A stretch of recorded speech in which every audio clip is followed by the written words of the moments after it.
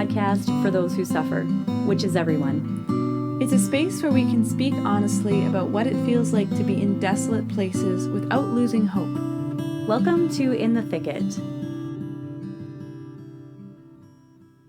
We all carry around crosses and sufferings each day that we kind of get used to in some ways. But sometimes those crosses can change or increase, and it can really throw us off. It can be kind of like the straw that broke the camel's back, so to speak. Today, that's what we're talking about, that experience, the challenges of it, where we find the Lord, and other things that can be helpful, like having community or connecting with people who love us. We hope you find it helpful. God bless. Hey, everybody. Hello, good morning, afternoon, evening. That's right. I'm Rachel, and I'm here with... I'm Erin. And I'm Nicole. And welcome back to In the Thicket. And we're just chilling today, you know? How are you guys doing? I feel like we haven't really caught up with everybody in a while, so we thought maybe we would give you guys some fun life updates, or maybe not so fun. Since this is a podcast on suffering, we will exclude the fun. No. That's no fun. That's right. How are you guys? Ration it. Yeah, that's right. Ration the fun. Yeah. Right. Nicole, how are you? How's it going? I'm doing okay. It's I came back from adoration this morning, which was really needed, and just because it's just the sheer fact of there's so many things happening right now. I'm teaching and I'm on a bit of an overload. So there's just like a heavy teaching though this term. And it's a time of the semester where there's just a lot of stuff happening. Yeah. And so students are stressed, and I've got grading that I got to cut, just like a lot of stuff, and committee work and things.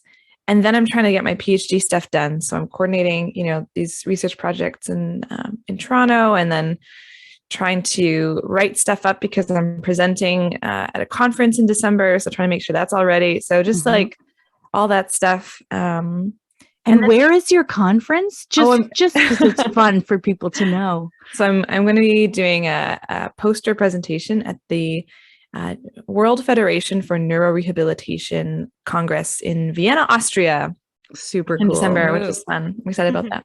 Mm-hmm. So it's, it's all good things, right? It's all good things, but it's just a lot of things, and just other kind of side presentations and things like that too. Like I got home last night and I was like, oh yeah, I need to make slides for this, presentation next week. And so I did some of them and just realized like, oh my gosh, like I don't have any brain left on this Friday evening. I gotta, that's the thing. It's just like, okay, I guess this weekend it's just going to be working. So it feels kind of like being back in university where there's just like everything to do all the time, which I mean, I am in a university, so I guess I shouldn't be so shocked, but yeah. But so yeah, just like, and it's been, okay, so I know we're talking about this more, and I should not say too much, but I've been pondering or becoming more aware of the ways that stress impacts all of my other thoughts, right? And the things that I tend to think about, it's becoming building some awareness there. So anyway, nice. Erin, how are you doing? Well, so this is a fun thing. So basically, I messaged the ladies earlier this week with one of those messages that was kind of like, hey, should we just not do the podcast anymore ever? Which is not actually what I messaged everybody, but it was like one of those things where I was like, I'm struggling so much at the moment with basic things because of fibromyalgia and all of those kind of things. So like fall is hard for me anyways.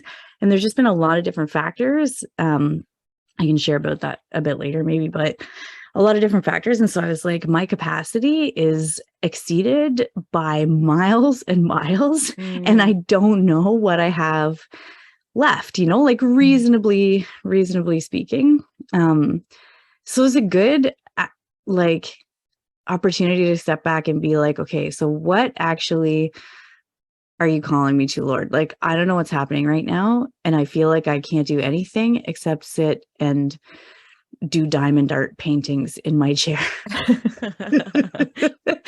which these ladies know all about, because I did give each member of our podcast a lovely diamond art painting. Oh, Yeah, I think this is good. We Nicole should have a show and tell. If you're watching on YouTube, Nicole's going to show you her diamond art. Oh, beautiful. So you can see all the diamonds there. Nice. Yeah, that's funny. Rachel got one of Jesus walking along the shore. Yeah. And then our secret prayer partner got one of, I think it was Our like Lady. An icon or something? Yeah, it was like an icon, an image of, yeah. Anyways, so all that to say is that it has been like it's been an existential 2 weeks. I'll put it at that. You probably all know what I mean. Anyways, how are you, Rachel? I'm good. I'm good. I think that like I'm still adjusting. I feel like I'm always saying that, but it's kind of, I think there's a lot of stuff that's like going on. My family's, there's a lot of moving parts in my family right now. And it's all, like Nicole said, like it's all good things. It's just realizing that it takes time, sometimes more time than I feel is appropriate for me to be in a place where I want to be. So I'm like, I just want to be done with this now, but I'm evidently not. So I think I've just like with the adjustment of being in a new place. And all that, yeah. Just adjusting to my life. Like, you know, and yeah, maybe we'll get into this more in the episode itself, but there's a friend of mine who's Canadian who also moved out here for her master's this summer, and we were both laughing because we were like, we both sort of feel like we're both in our 30s. We kind of like, we're working people and now we're back in full-time school, and this is weird. Like a lot of things are weird, and we're both like, you know, it's sort of just like our lives feel alien to us. Like what is my life like? And it's not bad. It's a wonderful, good life.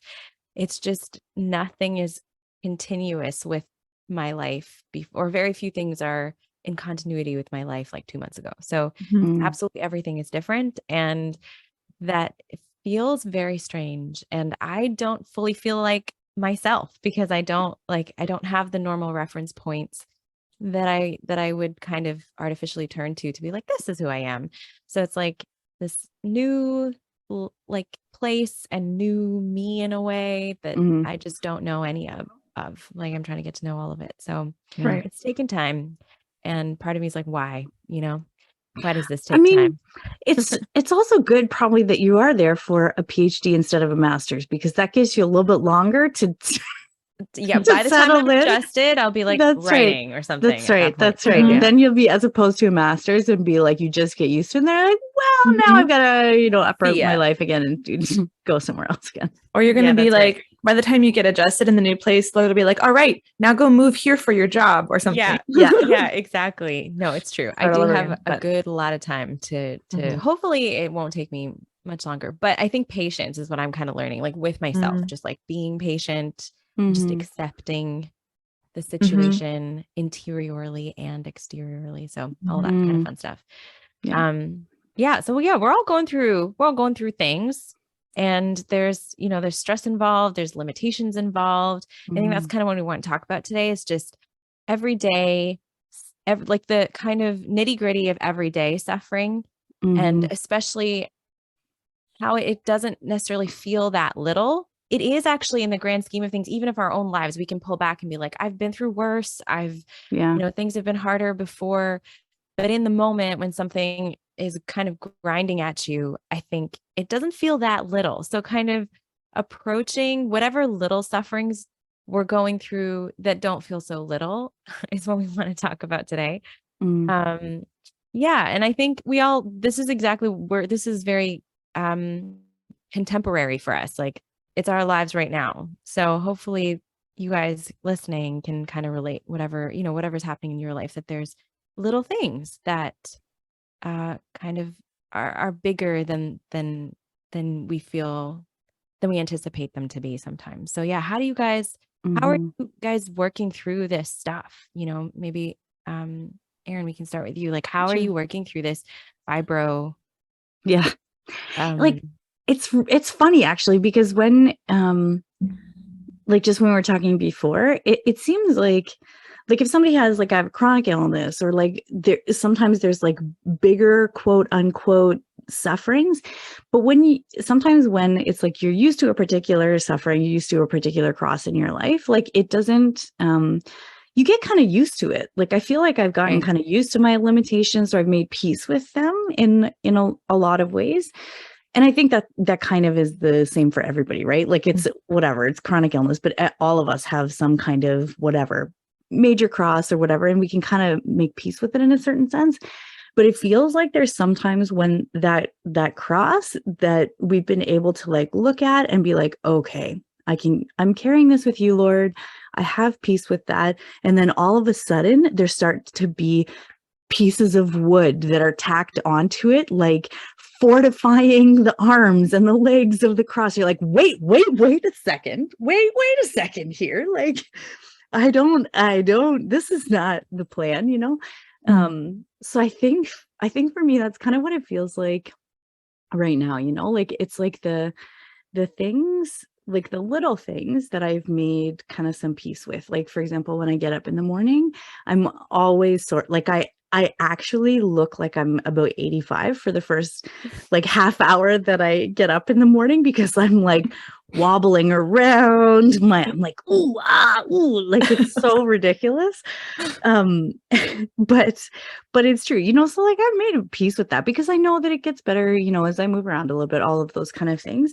But then for the last few weeks, because there's been like extra stressors in my life, and because it's the fall and that's always hard, and because of whatever reason, it's been more painful in the morning. So then I'm like, wait a second, this is not acceptable. I agreed to a certain level of suffering, and that's it, Lord. Like, I've not given you my permission for this to expand, you know?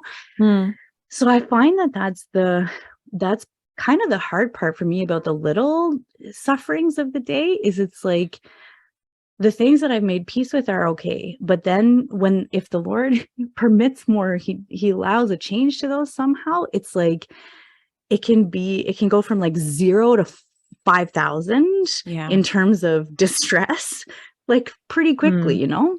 Yeah. I don't know if you guys can hear, but there's a little baby crying in the background. Can you hear that? No, I can't, but I love that noise. One of my roommates. He's really cute. I love that. But yeah, I hear you, Erin. I so resonate with that, because I think it's something to do with like the bar moving. There's a way in which we kind of make an agreement with God about our crosses or our everyday suffering. It's like, okay, I can handle this, but it's almost like we're like, I have control over this now. Like I've kind of gotten used to this. Now I have control of this. And then all of a sudden the bar moves, and I'm like, wait a second, I don't have control anymore. And this is not what we agreed to. And then and not to say that like it's all about control, but there's something in that I think is it's very scary, because we're being asked all over again in this everyday moment. Like, do you trust me? And then there's part of you that's like, no, because this is scary. There's something objectively scary about suffering, right? Which we've talked about in the past. So there's kind of that bar moving, just the fact that it moves, like not even if it moves a ton or if it moves a little, it's just like, wait a second, it moves significantly. And that's scary to me, because I thought that I knew what we were doing here, Lord. Yeah. But there's like, he's like sort of, yeah. What about you, Nicole? Is that something that's like resonating with you, or what do you think? Yeah, I think for sure it resonates in terms of like, we can get, in a sense, we kind of get to know our sufferings, and we adjust and we make it work. We kind of figure out how does my life fit with this? Okay, all right, you adjust, and that adjustment is hard. But when the game changes, when the rules change, and now you have to adjust again, it can feel like unfair. Like I already have a suffering, and I've made it work, and I've made peace with it. Look, you know, go me. I don't need any more, and yet there it is, and you have no control over it, right? Yeah, I definitely resonate with that. I think what I'm going through right now is, it's a little different in the sense that I don't feel like I have, you know, extra like major sufferings or difficulties that are adding on, but it's just that when the sheer number of things that I have during my week, it feels like it's too much for my little brain, you know? Mm-hmm. And then what starts to happen is that my tendency to worry about any other kind of looming stressors, like the future and, I don't know, retirement and money and when, you know, all of those kinds of things, a lot of it is just related to like physical, like financial security or just those kinds of things. Those worries, it's like it's like when I'm walking or when I'm not actively doing something else, my brain is like fixating on this, like when we'll be able to buy a house, when are we able to do this, how are we going to manage this, and it's like we're actually fine, like we're in a good spot, we have a lovely little rental and it's cozy and great and it's like the Lord has provided for us, but I'm thinking 40 years ahead and freaking out in my mind. And I think it's come to my realization that that's more a product of my, do I really trust the Lord so deeply that just when my brain is tired, my automatic thoughts are ones of trust and not ones of worry. And it's realizing like I don't have that depth of trust. And that's what I'm being called to now is it's sort of like an opening, the Lord saying like, okay, when you're maxed out and you're not like on the top of your A game because your brain is just tired, here's what it is. And this is, it's worry and it's not trust. And so, like I was praying today and I felt like the Lord was reminding me of like, remember when I provided for you for this thing? Like, remember this? Or even like praying the rosary, being like, a thought came to mind, like, Mary and Joseph probably didn't have like, a 401k, RSP, whatever, right? Or like, I don't know, who knows how that worked, right? But the Lord's like, I provided for Mary, John took care of her and all of these things. Like he's saying, why do you think it's all up to you? Why aren't you just trusting me? And it's just so gentle and it's so convicting. And I think that's more what it is. It's like the stress is revealing to me my own heart and the ways in which I'm not really trusting God. And I think that it's all me. And so an opportunity there, but it's hard. I struggle with that. I struggle with worry a lot. Yeah. I think too, like, it's like when you're talking about control, Rachel, and like the worry of those things about like taking the things that, whatever bar we set, whatever cross we have, whatever the things are, and it's like, when there's that little tiny feather of something that sits on that just breaks the camel's back and then opens those floodgates of things. It's like such a,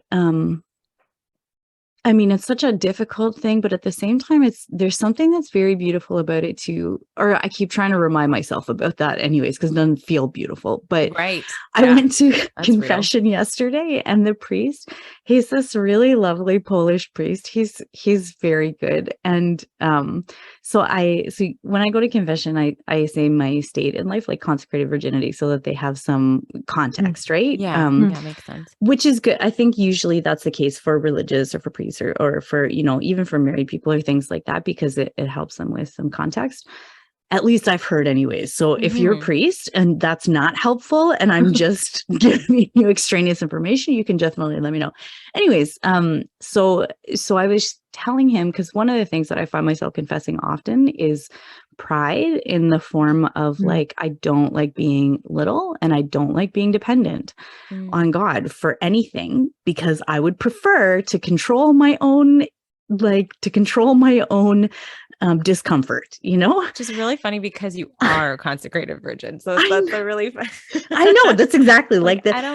I know. I don't like being dependent on you, except for that's exactly what I signed up for. So yeah. So, but it was so funny because he, in the kind of whatever advice that he was giving, he was saying like, the Lord doesn't expect you to be perfect. Like he doesn't expect it. So I'm just reminding you that perfection is not what he wants. He just wants you. He just wants you to be with him, And I was like, that's such a message that I need to hear over and over and over again, because especially in that time, like when the straw comes that breaks the camel's back, And then it opens the floodgates to all of those feelings of insecurity and doubt and fear and all of those kind of things. He doesn't expect me to be perfect in that. He doesn't expect me, right? So it's like you're saying, Nicole, like the trusting in the Lord and the things, like he does desire for us to trust, but he doesn't expect us to be perfect in it. You know what? That's so good. That's so good. And it's like, that's actually such like a confirmation of like this like thought that I had in prayer a little bit too, of just like, because I came to the realization like, man, I don't trust the Lord. Like I worry, like, oh my gosh, you know, but then reminding myself like, okay, I've had other times in my life where I've struggled with worry or kind of obsessive thoughts. And the Lord is not calling me to get angry that I have obsessive thoughts and try to shut them down, but to just notice when they're there and be like, oh, okay, I'm having one of these thoughts. There it is. Like, there it is. And then, okay, I give it to you, Lord. And like almost for me to accept the fact that this is how my brain works sometimes, and to surrender that to the Lord, but not be angry at my, like, okay, yes, I should trust God, but I can add there's a pride, there could be pride in saying, well, you should trust God. Like, why aren't you doing it? Just do it. It's like, well, maybe the real struggle is to just be honest with that struggle and trust that struggle to the Lord, you know, and the fact that I can't, or that I struggle to trust him, that's actually something to offer and not to beat myself up over. Right. So I love what you're saying, Erin, of just, there's a few conversations that I've had like with different people. And then yesterday, we have a communion liberation group at the university that I'm at. And wait, I didn't know you're part of CL group. Yeah. So I go to their Friday meetings, and it's awesome. That's so great. Yeah. I love the way, just for any CL listeners, it's so funny how they talk about like the Lord, or just the language of CL is very particular, very specific. Like the presence. It's translated from Italian, so it's it's always like a little wonky, but anyways, cool. Right. But yeah, so we had gotten to the end of this, and I don't even remember the name of the text. Like, it was obviously Gisani text, and we had gotten to the end of it, and the discussion was like very well framed around a bunch of different main pieces that we had pulled from the text. And one of the pieces was like reality, and what does it mean to really be in reality and encounter like the love of God as like the law of reality, like that this is something that shapes every part of my reality, and how do I kind of experience it in my reality. And then I've had like, different conversations with friends and family and stuff like that about reality. Like, and for me, and I've said this before on our podcast, like I'm definitely an escapist. I'm like, I like movies and YouTube and, you know, random dumb stuff that just like pulls me out of my reality because it's painful. And I think there's a way in which what we're talking about here is like the everyday hard things that we're going through are our reality, and they kind of open us up to the interior reality, right? Like it's like there's a way in which it's confronting, and God is like using our external our sufferings and our external kind of circumstances to show us things about ourselves, and kind of open up a greater possibility to encounter his love in reality. And I think that's sort of like the main question is like, okay, am I going to proceed on the road of fear? Because I think that's really at the heart of it, right? Like Nicole, you're talking about worrying, and Erin, you're talking about like all of these fears. And I relate to that too, because I think part of adjusting for me to this new, in quotes, new life is just like, I don't know where any of it's going to end up. I don't even know who I am in the moment. So it's like all of the things that were my security blankets are just not there for me anymore. And you feel really vulnerable, right? You feel unbelievably vulnerable. And you're like, I just feel not safe. I just don't feel safe in my own life, like in my own reality. And that is, right, that's a place that God wants to come to be all of those things for us, to be our security, to be, and I think, so in a certain sense, like everyday suffering, it's like this renewed opportunity to just acknowledge, like you said, Nicole, like Lord, I don't feel safe. I don't feel secure in my own life. And I don't mean like, I hate the word safe now because it's like, it's so politicized and all these like safe spaces and like, there's all these different meanings. And, you know, I don't want to, I really don't want to trivialize that word. Like, I think in a very real way, a lot of us can experience moments in our day where we're like, I feel incredibly vulnerable right now. Mhm. And I'm scared. Like, I Mhm. don't Yeah. really know how to Mhm. confront that. And there's a way in which I think we just need to acknowledge it, like you were saying, both of you were saying, and just like give it to God. Like Yeah. I don't think I can overcome it. I think I just need to surrender Yeah. it. Yeah. And No? that's exactly it. Like so if I'm, because the stakes are high in some cases, right? So if I'm thinking like, for me, part of the worry is, or part of the fear is, like right now I'm at a place where I've been on long-term disability for a while. And now so my insurance company is like, well, we think that you can go back to work, which is like the last month or so has shown in my life has shown exactly that that's not the case. Like, I'm not ready for that. But then it basically means that there'll be a fight because my support ends in February, and then I have to appeal, and it's probably going to be denied, and then I have to so it's these big things. But then I'm looking at like February, like the coming new year, and being like, I'm going to be destitute. Yeah, it's terrifying. Like, I will literally have no money. So like there's big stakes like that, but I feel like there is a tendency for me anyways to go into prayer and to try and like make acts of trust where there is no trust. And not that that's a bad thing, but also like I keep thinking about my nephews, right? Those two little kids have taught me more about God the Father than anything else in the world. And thinking about them like they don't, like, if they're afraid of something, I don't need them, if they're in my arms, to not be afraid of that thing, or to be telling me that they want to be brave and they're trying to be brave and all of those things. I would rather them just be like, feel scared and be okay with feeling scared, and feel my arms around them, like, and know that I'm there. You know what I mean? I'm like Yeah. tearing up, Erin. That's really beautiful. Yeah. Yeah.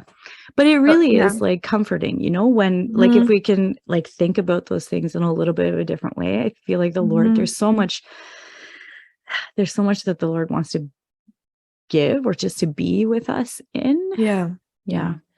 Our call is not to be perfect at trust, but it's to be weak with him. Yeah. Right. Yeah. Which will draw trust from Exactly. us, right? Like that will, that's what will happen, because that's what happens when you hold your nephews and they're scared. Like they trust you. Like in that moment, they're like, this is where I'm safe. Like I'm scared, but I'm okay. But I'm okay at the same time, Yeah. Right. Even if it's, sorry, this is me processing, being like, oh, okay, this is how, but it's that, the trust is not just the sort of abstract intellectual, I trust you, Lord, but it's the action of, I don't feel like I trust you, but I'm going to go here in your arms. I'm going to spend this time in prayer with all of my thoughts, but with you.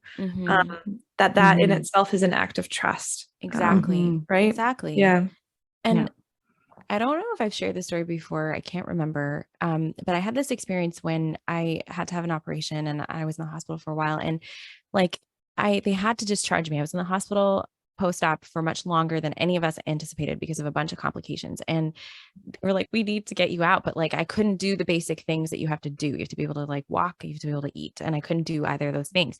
So I was like, okay. And I remember like in the morning of the day that I ended up getting discharged, like the nurse came and she's like, we have to discharge you today. And I was like, I don't know what's going to happen, because I was like living with my parents. And I was like, they can't carry me into the house. Like, I don't know how this is going to happen. Like they're older. I had no idea. And I was kind of like, literally, I don't know how this is going to happen.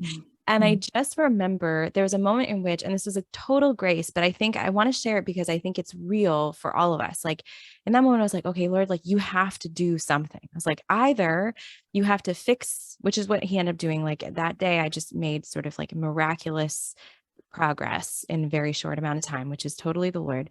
But I didn't know in the moment when I made this prayer, I didn't know that that was going to happen. So I was like, it had been days of the opposite. So I was like, you know what, Lord, if you're choosing for this not, because I realized this, like, it is his choice. There's a way in which God was completely in control of my life in that moment. And I had nothing to do with it. Like, there was nothing I could do. So there was kind of a trust in that for me. It was like, I know that you're the one pulling the strings here. So if you decide that like, I'm not going to be able to walk by the end of today, then you have to, like, I don't know, there's got to be a wheelchair that comes out of nowhere. Like, you got to do something, like, show me how it is you want me to live that reality. And I think there was a way in which I was like, if that's what you decide, I know that you love me. So you're going to give me what I need to live that moment, whatever that moment's going to be. And there was this kind of experience of like, I actually can't know what that moment's going to be, but I can know that you love me. And therefore, there's kind of almost this logical deduction. It's like, you do love me, so you will do whatever you think is necessary for me to be able to live out the reality that you are inviting me into. You are inviting me into it. And that's kind of the conclusion that I came to. I was like, this isn't arbitrary, whatever the heck is happening to me. It's not arbitrary. It doesn't just happen. God is in charge because we have this relationship.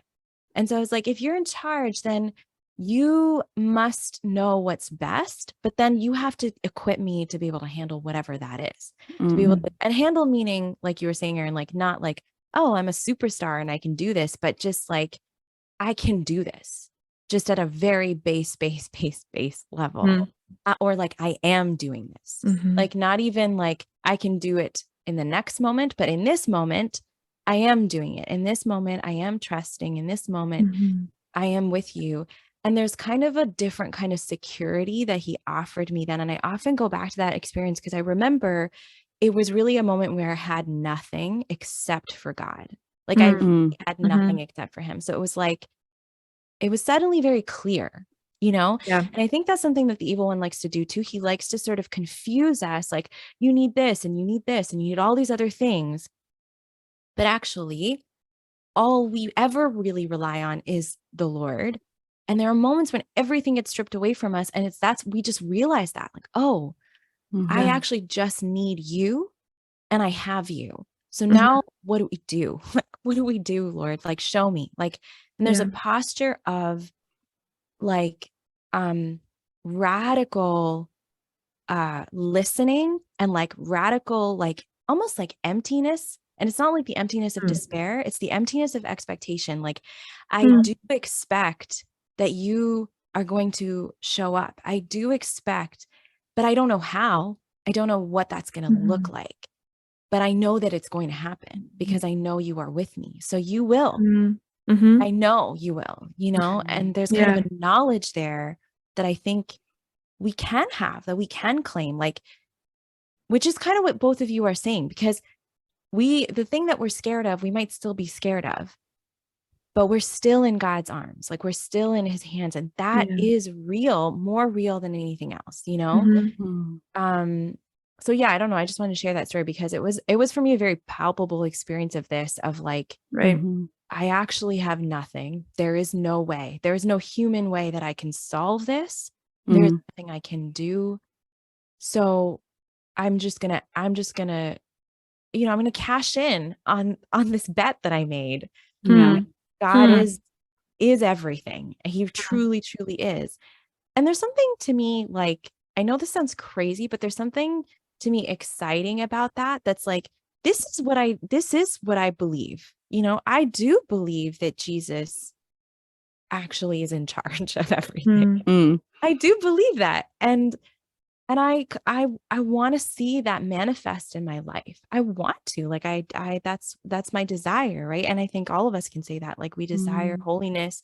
We desire, I don't know. I just went on a huge rant, but no, it's good. It's good. I love, like, I think one of the things that I'm picking up on, especially, is when you talk about the enemy, like the devil, the ways that he comes to lie to us, because I think one of the ways that he has lied to me in the past, and that he continues to try it and like insert that lie into my life, is about God's control.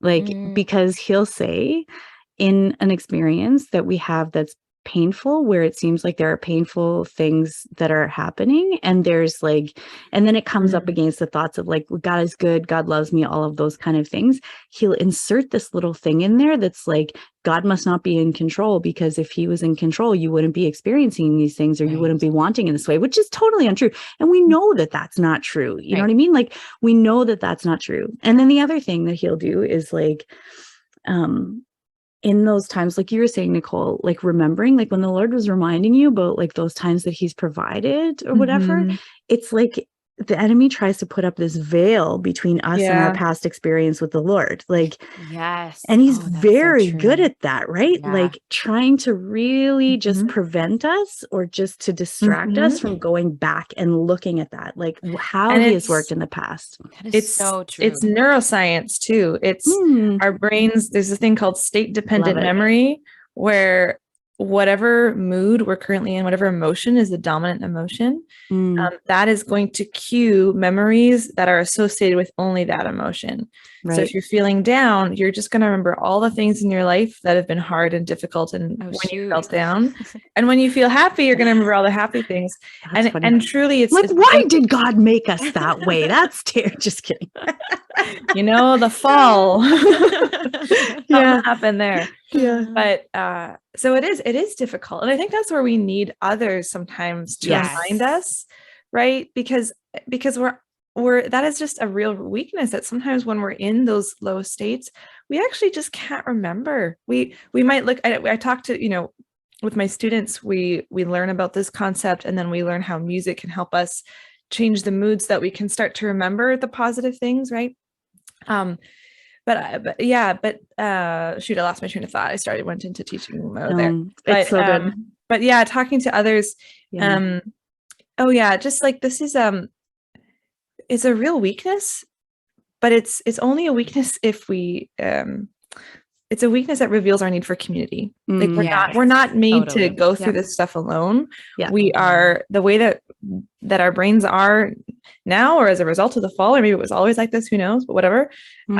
We legitimately need other people to give us those reminders. And I think that's you know, and I find this with Nathan sometimes, where, and he's called me out on this, where sometimes like, I've always been this, and he'll be like, what? And then he'll be like, this and this and this and this. I'm like, oh yeah, well I forgot. And he's like, how did you forget that? Well, it's because this is the way our brains, you know. And then I try to defend myself. You're like, well, let me explain hilarious. to you. Yes. So I have a flow chart that I'd like to point at. Here's some slides. Okay? Yeah, that's right. Yeah. But it's like, I need him. I need him for that. And he needs me for the times when he's feeling down about whatever. Right. So we all need each other. Well, that's the other thing that, I mean, there's so many ways that the devil can get into things, but for sure, one of those is like isolation. And because this is something like that I experienced just this week, like with all of these things and all of these worries were like coming together and piling up, and then combined with my physical like inability to do anything, and just feeling so like physically terrible and tired. It was like the lies that he was feeding were like, you can't tell your family because they already are going through things and it's going to burden them more. You can't tell, like, or you, like just all kinds of stuff like that, like all kinds of lies that were keeping me in a place of isolation, and were really effective because my defenses were down, like because I was feeling so bad. And I think like that's also one of the ways that we can give ourselves a little bit of a break, in terms of like, because if we're feeling well and we're, you know, I don't know, like praying or in time of consolation, like whatever, like sometimes it can be easier to see how the enemy is trying to like come in, you know, but it's like in those times when our defenses are down, our brains are running all over the place, we're feeling like crap, we're worried and stressed and it just is like, it's easier for him, I think, to kind of insert himself into that, right? And to keep us in isolation. And it really was like, I got to the point, like I sent you guys messages during the day. I was like, I don't know if we can, you know, what about the pot? Like, what do you guys think? Should we maybe put a break in it for now? Or like, I'm just feeling really terrible. And so I was like that. And then I went and I talked to my mom, and to my sister after. Hmm. And they were both like, of course, like, what can I do? Like and immediately it's not like, you know what I mean? Like they want to, they desire to love me and to help me. Yeah. So it's like those kind of reactions from people that you're like, oh yeah, of course. Like I could tell you guys, I'm like, of course you guys are going to pray for me and like want to help or like whatever, you know, but it's like we get these places in our brains where like, oh, this is going to stress out the other. I can't, like, it's the weird things. Yeah. They're not anything to do with what the reactions of the people that we love will actually be, you know? It's so true. I have the same gut reaction, Erin, where I'm like, if I'm going through stuff, I'm like, I don't even think of sharing it sometimes, like in the moment, like I'll share it later. Yeah, exactly. And I don't know what it is. It's so weird. Maybe it's an oldest child thing. I don't know what it is, but like, so I'm like, okay, so then this happened to me too. Like a few, earlier this week, I was just having a terrible day, like a really awful day. And I was on the phone with my sister, Trisha, whose birthday it is today, actually. Happy birthday, Trish! Happy birthday, Trish. Yeah, she actually, you know, I'm just going to shamelessly plug a previous episode that we did with her in season 1. I think it was Life's U-Turns is what it was called. But yeah, she tells her story. And she designed our logo, and she's an amazing artist. So she has a Made Marian Illustrated. She has a new website. Yes. Check it out. Made Marian Illustrated. Yep. Yeah, it's beautiful stuff. But yeah, so I was on the phone with her and I was just like, I just having a bad day. And I think she called me because she was having a bad day and I was trying to cheer her up, but she like picked up on the fact that I was just being really ineffective because I was having a bad day. And so then we just ended up talking about me and I was like, oh, this is terrible. I'm so sorry we're talking about me. And she's like, no, like makes sense. And then she did like, she acted on something that I needed support on like immediately in that moment.